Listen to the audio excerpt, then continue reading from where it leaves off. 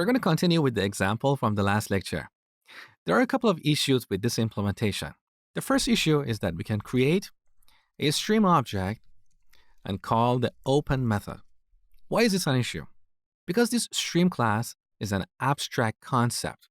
What does it mean to open a stream? Are we working with a file stream here, a network stream? What kind of stream? So we shouldn't be able to directly create an instance of the stream class. We should always subclass it and then create an instance of the subclass. That is the first issue. So we only created this stream class as a base class to provide some code that we're going to reuse across different kinds of streams. This is the first issue. Now the second issue. If you look at the implementation of file stream and network stream classes, you can see both these classes have a read method. If tomorrow we decide to create a different kind of stream, we should remember to implement this read method and call it exactly read. If we call it readline or read str or read whatever, it's not going to be consistent with the other kinds of streams that we have here. In other words, currently there is no way to enforce a common interface across different kinds of streams. This is more of a convention we have used here. It would be nice to have a common contract or a common interface across these different types of streams. So how can we solve these problems? That's when we use an abstract base class. An abstract base class is like a half-baked cookie. It's not ready to be eaten. It's half-baked. It's half-cooked. Its purpose is to provide some common code to its derivatives. So here we want to make this stream class an abstract base class.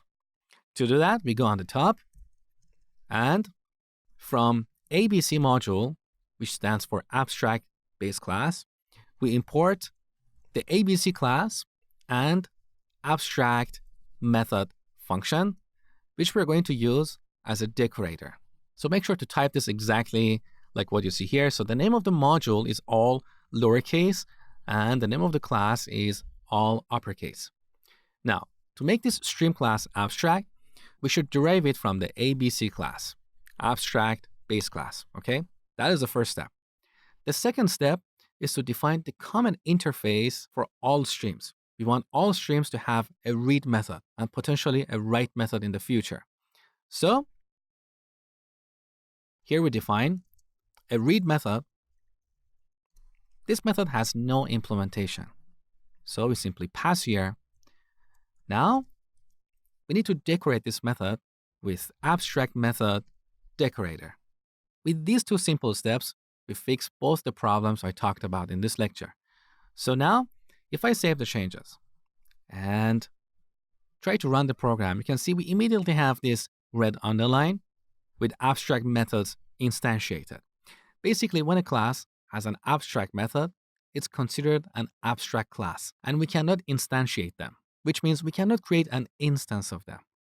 So when we run this program, we get this type error, okay? Now let's look at the second problem. So let's say tomorrow we're going to create a new kind of stream. We call it memory stream, and we derive it from the stream class. For now, let's just pass and create a memory stream object. Once again, you can see we have a red underline, abstract class with abstract methods instantiated. What's going on here? In our stream class, we defined an abstract method called read. Let's take a look. Here's our abstract method. If a class derives from the stream class, it has to implement this method. Otherwise, that class will also be considered abstract. So in this example, our new class, memory stream, is also abstract.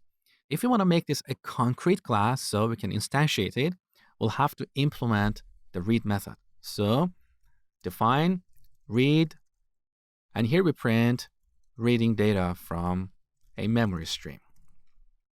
Now, this memory stream is a concrete class. We can instantiate it here, and it also follows the contract or the interface of the stream class. So all our streams now have a read method.